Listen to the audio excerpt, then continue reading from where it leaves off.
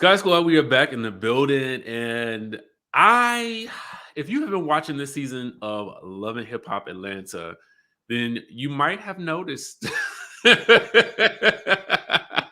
you might have noticed a new face. Okay, well, at Mhm, least new to us, mhm. but Dr. Meda Montana. Okay, first of all, I want to say congratulations to you on the opening of Meda's Kitchen. Thank you. I wanted to start off with that, but I also wanted to get an idea of your background because on the show we see you introduced as Spice's friend, right? Mhm, But it seems as though you have some dealings or maybe workings with her in terms of like, you know, maybe music management. Can you mhm. just kind of fill in the gaps for us about how you and her got connected and what you some of the other things that you do outside of what we've seen on the show? So I come from the music business. I'm probably musically, probably the OG music person on the show. I'm the go-to person, as they call me, the connect. I've been Ah. in the game for a long time. I worked at Loud Records. I did promotions with Wu Tang and Mobb Deep and Big Pun. I worked at Bad Boy. I A&R'd Puffy's album. I A&R'd Mace's album. I did Carl Thomas's album, Little Kim, Lil C's. Um, I've been on, worked with Nas, Trackmasters. I'm on Nas's album. I've worked on Maya. I did Best of Me, Maya's album, Fair Flying, Black Eyed Peas. I've worked with Eminem. I worked at SRC, Universal, Interscope. I did Akon's album. I did David Banner. I've done. I signed Melanie Fiona, that won 2 Grammys. And I am also a member of the Recording Academy, the Grammy committee. So I was able to recommend Spice. Uh, as a member of the Grammy committee, you're able to recommend other artists to be nominated for a Grammy. And Spice and I, we were on a trip in Africa chilling for our birthday, and I got an email saying it was a deadline to recommend artists. And I was like, let's recommend you. I've never recommended an artist before, but let's recommend you. And she was like, whatever, like that. And then I sat there for like an hour because you got to type in engineers and writers and publishers and everything. And I sat there and I did the whole thing. And then it went through. She got nominated. I'm about to throw this microphone off my desk right now. It's funny to me. Like I do a little bit of research, but I oftentimes like to let the person like fill me in and fill in the like I said, fill in the gaps. And so now I gotta go in a slightly different direction with some other questions now. Okay, go ahead. Okay. I need to know you work in the time. First of all, the albums that you just described and the time periods that you just described is probably the greatest time in Iconic. music history. Yes. It's the Like, greatest. Like it was almost like you had to be there in order for people to really understand what it is exactly. that I'm saying right now. So What as real you are music. saying, yes. So as you are talking about, what is it like working on a Lil Kim album? Um, Little Kim is like, I'm from Brooklyn, first of all. Mhm. So being a young girl growing up in Brooklyn and having a female rock with a bunch of dudes that could hold their own, it was just like, wow. You know what I'm saying? Like like not only do I know that there's somebody from where I'm from that represents what we want to say and who we are, but I also get to be a part of the project in helping wherever I can to bring this out to more females that want to, you know what I'm saying, that feel the way that I do. And I feel like as we, just knowing her and just being around her, like we really became like, really close and like sisters. And I love her, and I feel like she will ever be the icon that she is. I gotta ask about another one. Mm-hmm. Working with Puffy, like what is that? We've seen him on like Making the Band and stuff like that, right? Is it as demanding as it looked on TV? So it's funny, right? Because I'm on a lot of records back then. So I had got offered a record deal. And at the time that I got offered the record deal, I also got offered to go work for Puffy.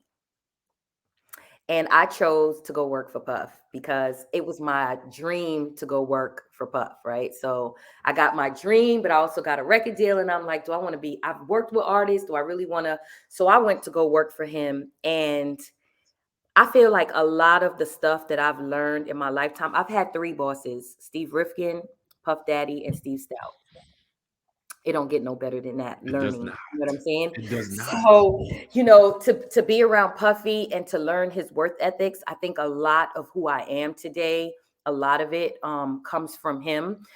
Yes, it is very demanding. I worked 7 days a week. I remember getting up on Sundays and being like Puff, like, because we called him Puff back then, right? Not Right, Diddy right. or Love. So I remember Puff, like, I'm going to church, I'm going to go work out. And he'd be like, yeah, do all of that, but make sure you get to the studio. So I literally worked 7 days a week and on some holidays from like 10 in the morning to 4 in the morning every single day, every day, every day. Okay. Every day. So he is the type of person that he is invested in every single aspect and detail of every one of his artists. It's not like most labels where there are departments and you got to go to marketing and then you go to promotions and then you go to radio and everybody's going to tell you. Like, I know when I worked at Interscope, I was a product manager. So if I'm doing Maya, I got to go to radio, I got to go to promotions, I got to get all the aspects. No, Puff is involved in every aspect. He knows everything that's going on with every artist. I really feel like everybody that works at the label is just glorified assistants, right? Because he really controls every single thing. And if you didn't pick anything up from him, then you really wasn't present. But I I don't I even loved it. I would do it all over again. I don't understand. I don't know. Like to me, I'm the type of person like if you give me 15 minutes with somebody, I'm soaking up every little thing I can, and I'm going home and I'm processing it. I'm writing it down. Just because I feel like people's time is so valuable. You know what I mean? And you Yeah. around somebody like that who's also around other name entities. Like I'm kind Like of like I got goosebumps just talking about it. like to be around Steve Rifkin at such a young age, I learned how to go beyond the box of what was in Mm, front of me because Steve Rifkin, at the time when he had Loud and he had Wu Tang and Mob Deep, he also had Starter and he had all these other side companies that we were also marketing and cross promoting the artists with, right? And then mhm. to leave Loud and go work for Bad Boy, I learned, basically the worth ethic on how to be a boss. Now, Steve Rifkin was the type of boss where, as long as you do your work, I'm not sweating you. Like it is Mhm. what it is. Puffy was the type of boss, he was on my ass. Like he didn't want me to have no boyfriends. He didn't want me to have no friends. Because he felt like they were all distractions. Mm. And Okay. if you had a man or you had a boyfriend or you had friends, you were always going to call in like and make something up. And so he just kept me away from everybody so that there was no distractions. And then working for Steve Stout, who now owns United Masters, just to watch him and how he transcended Jay-Z from being just the rapper into a business person. Like I literally watched with my own eyes as Steve Stout mentored Jay-Z. Like I was there. Like, you know what I'm saying? So just to take in all of that information and see how Steve was always ahead of his self with going into the corporate world and just taking all of these artists and aligning them with Dell or with HP or with this or Iceberg or with this. He was doing that from before. And so I believe that I have soaked in. I mean, I've soaked in a lot. Mm. Being a woman is hard in the game, I but was gonna ask you that. it's hard. I don't had to smack a couple engineers and a couple producers in my lifetime, but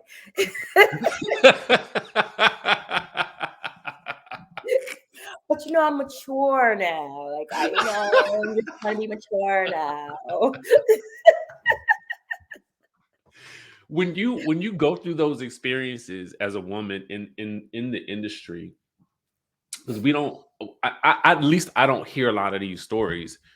Are there other women in the room championing for you, like that's got your back, or is it kind of like you're usually like the lone ranger in those situations, having to navigate? I can't say what it's like for other people, but for me, I Mm, always felt like the lone person in the room. And I always felt like because I brought so much to the table that every other woman was gunning for me. Like mm, I've been at labels where I didn't talk to no other chick because they were so nasty to me. Like, and or I was the brown skin girl and they were all light skinned. Like it's bad enough that I'm fighting against men. I gotta fight against light skinned girls also. Like, mm, or I'm too ghetto. I'm from the hood and I wasn't reformed as I was when in the beginning. You know what I'm saying? So it was like, oh, she's ghetto and she's this and she's that. But at the same time, we're dealing with street music. So that's why you're in the office pushing papers and I'm in the studio. There's a difference. You understand what I'm saying? So I get the artist, I get the music. I've always been the the person that the artist could go to help represent them at the label. mm. So, you know, When you're in the studio, I always wondered this: why is it that most studio sessions seem to happen at night? I know that's probably a random question, but like, what is it about that nighttime that? Because I'm a daylight person, right? You talking to me at midnight, I ain't no good. listen, you don't know how badly I wanted to schedule everybody's session at 12 p.m. And it didn't matter if I scheduled their session at 12 p.m. They still didn't come till 7 or 8 o'clock. Yeah. So I don't know what it is, but maybe, they hung out the night before, or maybe, they weren't day people and they slept. Because, a lot of artists sleep through the day. Mm, mm.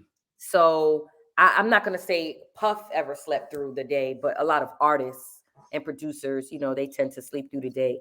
So I don't know what that was, but I just knew that the later they came, the later I had to leave. What separates someone like a Puff or a Steve Stout from the rest of the pack? What separates them is how their drive, their motivation, and how they think out the box. I think too many of the new generation, well, I'm not even going to say the new generation because it's abroad and it goes back and forward. Too many people are stuck in a box, Mhm. and too many people believe they can only do what they're told to do. Mm, So when I was brought to Bad Boy, I was an A&R assistant, and I was supposed to only report to the person that I worked for. But I would go home and I would make these binders, and it would have every artist's name and the writer and the producer and whether the song was mixed and did it need to be mastered and was the samples cleared, and I would put this on Puffy's desk every morning because there was never, how do I say, there was never a system. It was mm. just everybody off the top of the head, call, question, this is what it is. So now I made a system where he could see it, and I would just stick it on his desk. I wouldn't say who did it. I didn't put my name on it. And he would just see it. And then one day he came out and he was like, whose is this? Who did this? Who got this? Whose is this? But he did it like in a way, like sounded like he was mad. And I was like, that was me. That would be me. I did it. And then from there on, he took me from the person I was working for, and he was like, you with me. And I never left his side after that. And I just think that people are afraid to come up. See, the thing about life that I try to give, the best advice that I could give is go fill a void. Mm.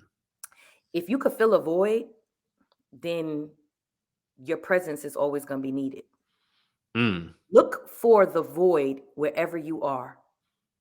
Even with with love and hip hop, I filled a void. I mean, who was Kendra gonna fight with if there was no me?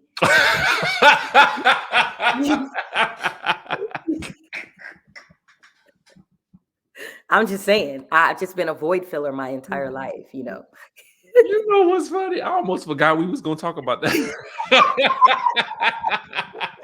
I mean, because again, you made a valid point. Like, people don't know who I am. They think I'm just some girl and a friend that just came on this. And like, at the end of the day, this is love and hip hop. And you know, I don't see a lot of hip hop going on, right? So like, I feel like my story should be told, or what I could bring to the table, because honestly, I can tell it to you better. I can show it to you better than I can.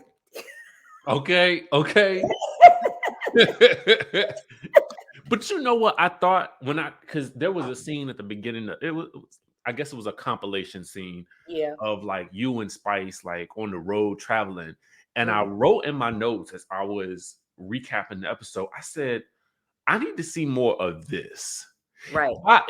Don't get me wrong, the drama obviously drives the ratings, but the show is called Love and Hip Hop. So it has to be, in my opinion, a very good mix of both.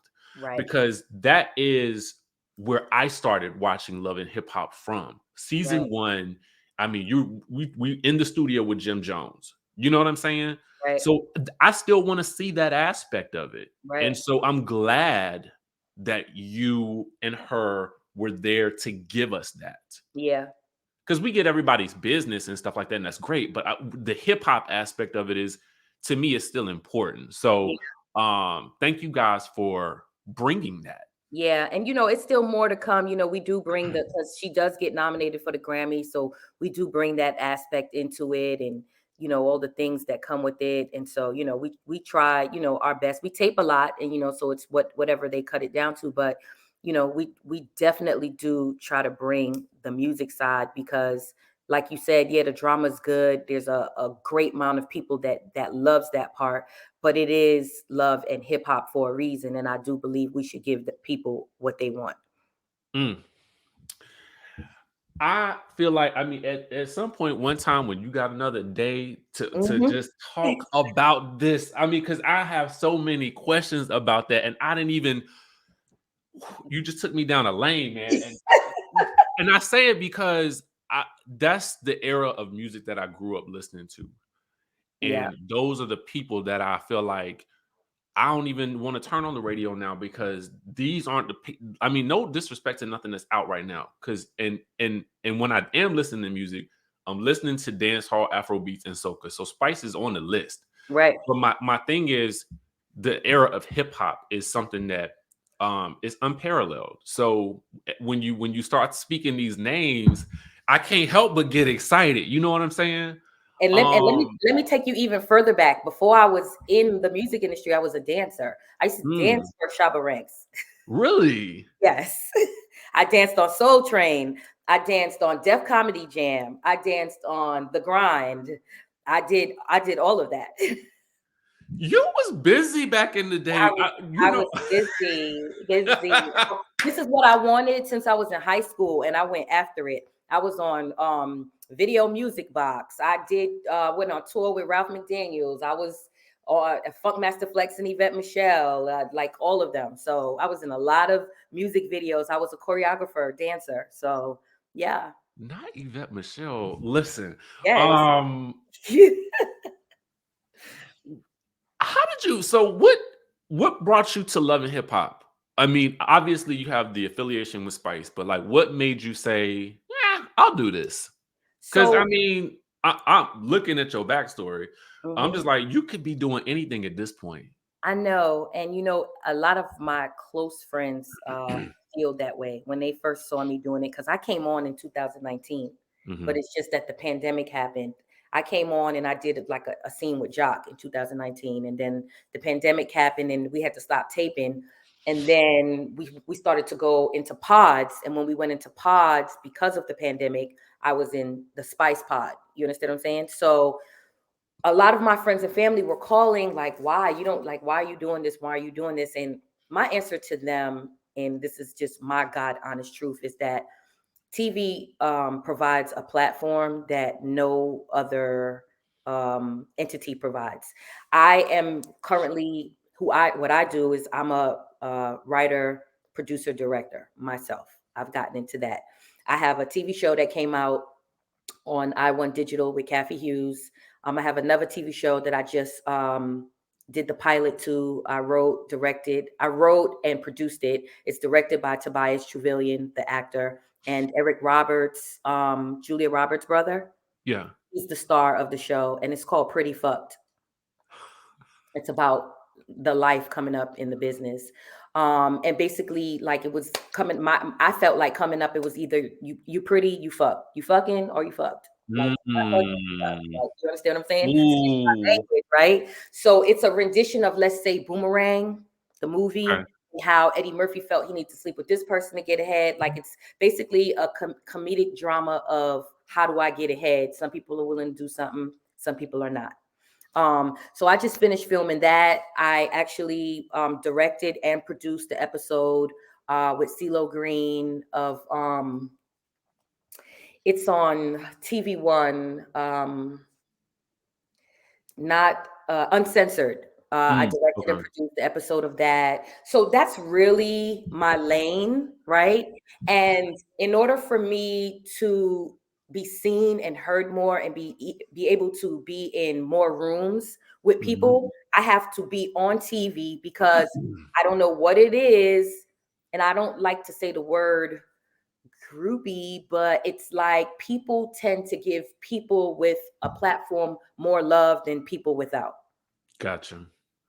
I understand that. And so I've been doing this for a long time, and I've tried it the other way. I've tried it. I've done, morals, principles. I'm not doing it this way. I'm going to take the long road. I'm going to do it. I'm going to do it. I've tried. As you can see with my extensive background, I have been around since all these other people that are in high places. And because I feel that a lot of it has to do with me being a woman, that I'm not where they are. And so I got to make my own lanes for me to get to where I need to go.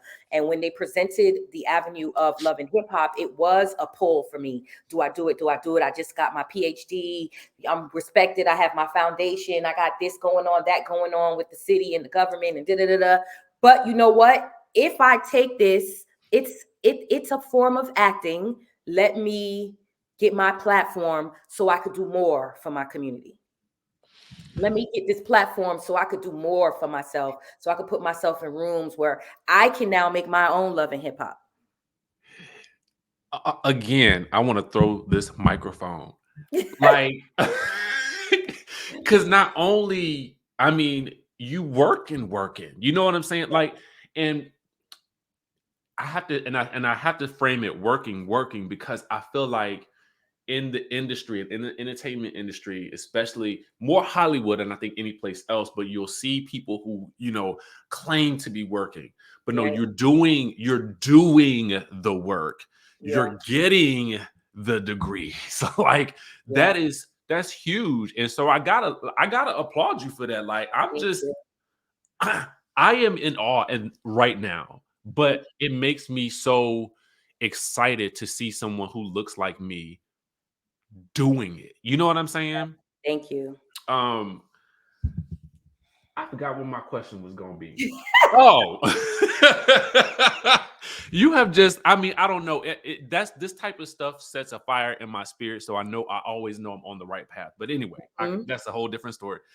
You said that you were supposed to, I guess you were connected with Jock, I guess in Mhm. 2019 to Mhm. potentially film, and maybe that did not happen. Yeah. What was going to be the nature of that? Was it music related? It was the same story with this whole scenario, but I was kind of like in the 50-50 lane at the time, like Okay. didn't want to do it, kind of wanted to do it. So I didn't shoot the way that I probably needed to because it wasn't 100% with me yet. at that point. I You weren't committed. I wasn't committed. And I would say the pandemic happened and it was like, whew, I ain't got to do it. I don't got to make a choice right now. Like, you know what I'm saying? Right, So right, right. years went by and then last year came and they were like, okay, well, we're picking back up with that same story. So what you gonna do? What is it gonna be? And then So, I felt like because I was in a I had already gotten my PhD. I had already written my TV show. My other TV show came out. We had put that out. So I was like, okay, well, I'm in a place where I have things out, and now I'm trying to get to the next level for real. Like I'm not just where I was in 2019. During the pandemic, I was working. Like, you know what I'm saying? So now I said, well, the platform, I'm ready for the platform. I was getting ready to open my restaurant. I have a line, I have, vaginal steamers, weight loss cream. I have a line that people were home during the pandemic. So I created a bunch of things that they could use at home. So while, as women, we go to get our vagina steamed at the Asian place. So I made a line of home vaginal steamers and home workout equipment and stuff like that. So I was in a place where I just kept it going. And now I said, you know what? I need my platform to get it to the next level. And so it was easier for me to make the decision for the sake of the platform. Okay, so now I got to ask you the question that the people gonna want me to ask you. Mm-hmm. What's the timeline of you and Jock? So I met Jock in 2008 at a video shoot. I was a product manager for David Banner. Mm-hmm. And he shot a video with David Banner and Chris Brown and Snoop Dogg. And we were at the video in LA and I met Jock and, he was just like, oh, you're so beautiful, blah, blah, blah. So I would come to Atlanta for work sometimes and I would hang out with him. He was so funny. He just always made me laugh. Never hung out with him with the intentions of being with him, just always wanted to be around him because of his personality. I knew he kind of was digging me, but I wasn't like there, you know what I'm saying? But I did like being around him. And then after me coming to Atlanta a couple times, we did end up getting up with each other. We did start dating. Then we had a couple issues because I started finding out things. Again, I live in New York. He lives in Atlanta. So I don't know what his life is like. I just know what he shows me in any situation. Then, we stopped and, we get back together because there were business opportunities that I was able to bring to him. So I may call him in 2010 and then I might get him some money or get him an appearance or something. And then we might see each other and then we get up again. And then 2011, we might get up and we might see each other 3 times that year, or then 2012. And it just was like me being in the business. I never really had the chance to have a relationship. So I was always comfortable with who I knew, right? So Gotcha. I stuck with. So he was somebody who I dated, somebody I didn't mind being around, and I just we would hook up and get together. And then maybe like around 2015, he's like, oh, we should 16. I can't remember, it's so long, but he's like, we should really be together. Like you should get your daughter and you should move out here. And again, I could never forgive him for things that I found out that he didn't tell me or that we went through. Because remember, all these years before, we're still going through things. Why? There's a reason why I'm not taking you seriously, but I'm okay with Gotcha. still being around you. You understand what I'm saying? Right, So right. I don't know about no Kendra, because how am I know about a Kendra if you don't tell me about a Kendra? Like, and we're not talking about Kim Kardashian and Kanye. Like, was it news? Was it I don't understand. Was it trending that he got with Kendra? I doubt it, right? So I wouldn't know about her unless I was with him and he was like, well, guess what? So up until 2020, he was still telling me that he would marry me. So, but we didn't have 2019 was the last time we had anything physical because Gotcha. that's when I found out about Kendra. And when I Okay. found out that there was somebody who he was actually taking seriously, and I guess I found out he was engaged or whatever, that's when I fell back. It didn't Gotcha. mean that he didn't stop texting me or saying things to me. We Mm. never physically hooked up again. Mm. I got it. Because I don't know that he was ready for marriage. I felt like she was more ready for marriage. I don't feel he was ever ready for marriage because the conversations he would have for me when we did have business and when we did get up would be like, yeah, I don't know if that's happening, or, it would be like he was, but again, I didn't read into it because I wasn't marrying him, so it didn't matter to me. Mm. If I'm gonna be honest. This make listening to the timeline, it makes more sense than I think it made on the show, because I don't think they ever allowed you the space to tell it in this way. Right, Which is always why I like doing these interviews, because I can that relationship scenario is one that I think resonates more with people, because you it's kind of like I can't take you seriously because I know who you are, right, but right. I still like you enough that if you come around and I ain't got nothing to do while you up here in New York or something like that, that's what it's We gonna giving. hook up. I'm gonna laugh my ass off, but I can't do the forever thing with you because I know what you're capable of because you've done it to me. Mm. But maybe she's a different person and she's okay with your shenanigans. I'm not okay with it. Did you ever watch him on the show, or did you just, or what would he tell you about the show? So I never watched the show because, as I said on the show, I don't have cable. I still didn't see any episodes this season. I only see what Love and Hip Hop puts up on their On the little Instagram? clips. Or like last Monday, I went to my homeboy's house and we had a watch party. So I got to see the whole episode.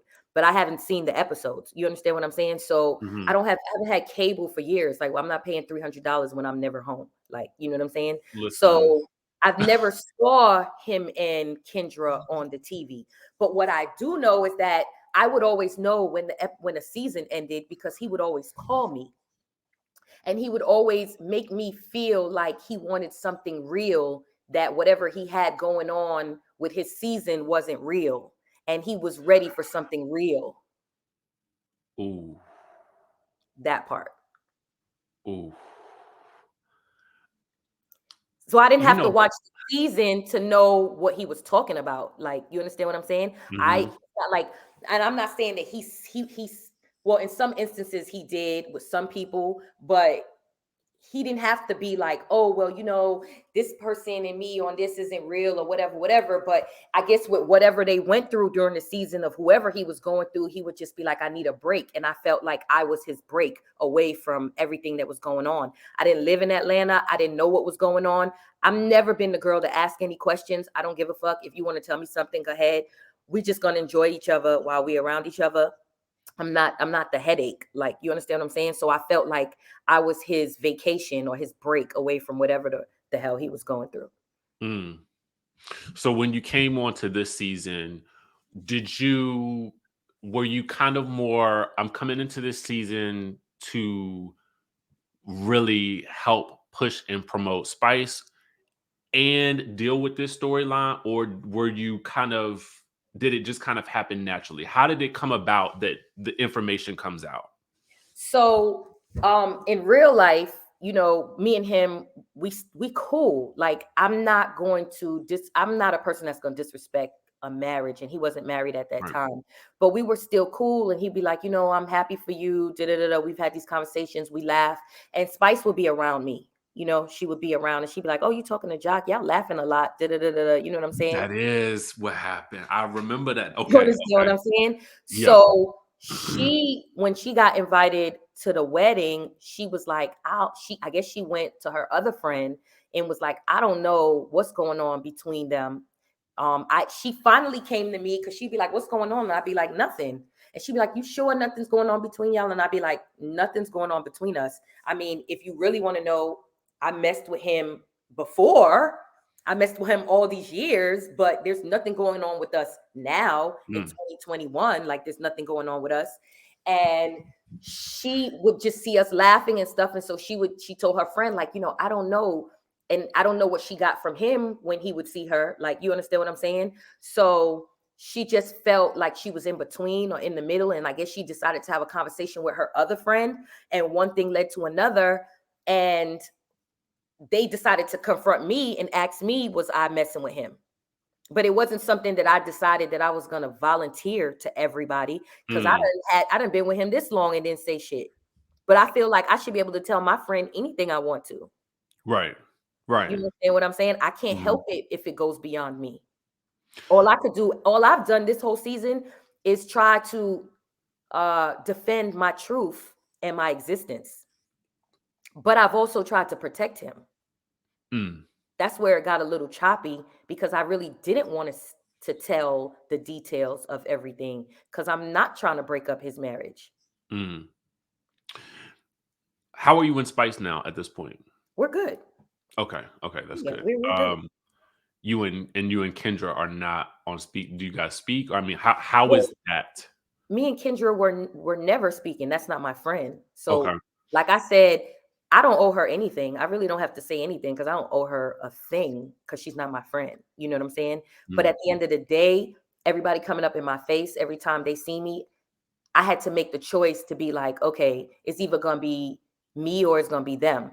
You understand what I'm saying? So that's when I said, okay, well, I'm a unfold it, because if that's what y'all keep asking for, okay, fine, y'all want it. That's what I'm gonna give y'all. But I really didn't want to be like, oh, we did this, we did that. Like, that's never been my mo. Like, from the business that I come from, where everything is a secret, every hookup is a secret.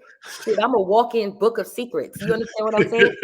So for me to be like, this is somebody that I fucked with, that I ain't never had to say I fucked with, like, that was a lot for me. mm, But I get it, it's TV, it's a storyline. So gotta put it out there, gotta say what it is. And again, I didn't expect them to be calling me a side chick or a mistress, because you gotta be married to have a mistress, and you gotta know about a bitch to be a side chick. mm.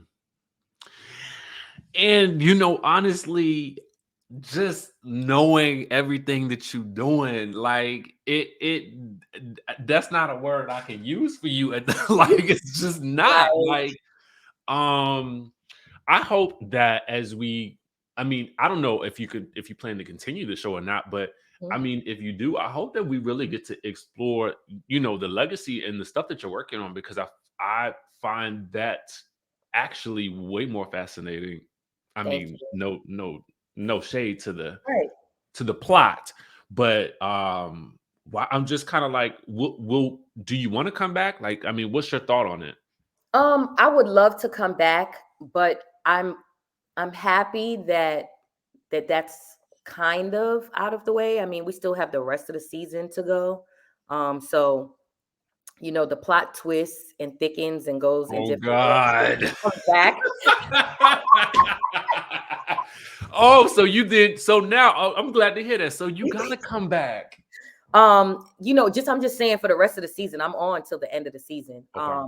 So it goes in a different direction, and it still comes back. We have the reunion and all of that stuff, and me and Kendra, of course, we got to see each other again at the reunion. But next season, I really, if I do come back next season, I really want to get, like you said, into more of the music, and what I do and what I could bring to the table for everybody who's involved in music, Mhm. rather than, just that. I feel like everybody who comes on the show, that's their, like, initiation Yeah, I to agree. It go through is. the mess. But what I thought that I was, how do I say, from the fans, what I thought I was gonna get from the fans, I really haven't. Like, they kind of have been supportive of me, and more um hating towards her. Like, I thought I was gonna really get it bad, and I really haven't. I mean, I'll be honest with you. Like, I actually did an interview with her, but I also like balance, Right. and so I said I need to talk. I want to talk to her. Something in my spirit just was like, you need to talk to her. And so I am so glad I did. Um, and I think that the audience, at least the audience that watches my channel, I feel like they're gonna feel the same way that I feel, in terms of at least like getting to know more about you. So I want to say, we went over the time, but I enjoyed every minute of it. I am appreciative, and hopefully, towards the back of this, like the end of the season, if we have more questions, hopefully you'll come back and speak with us again. Because Of I mean, course. I just feel like you have so much to share, and I think we need more of it. Of course. We definitely have a in the next episode or two. It's gonna be fun. It's gonna be a lot of fun. The next two episodes is gonna be a lot of fun. So you Okay. definitely gotta watch because I put this whole thing together in honor of Spice, and it's gonna be funny. It's gonna be good. Okay. Okay. Can you tell the people before we go where they can find you, or anything else that you have coming up that you want to, tell them about? Okay, so you can definitely find me on Instagram at Meda, Meda dot Wonder Woman, WondaWoman. That's Instagram. You can always come down and support my Miss Meda's Kitchen, 43 Decatur Street, downtown Atlanta. But I am a girl from Brooklyn, so just know every year we give out our turkeys, in the housing communities in Brooklyn. This will be about my 15th year. All the celebrities come out, all the athletes come out, come help us give out turkeys in Brooklyn.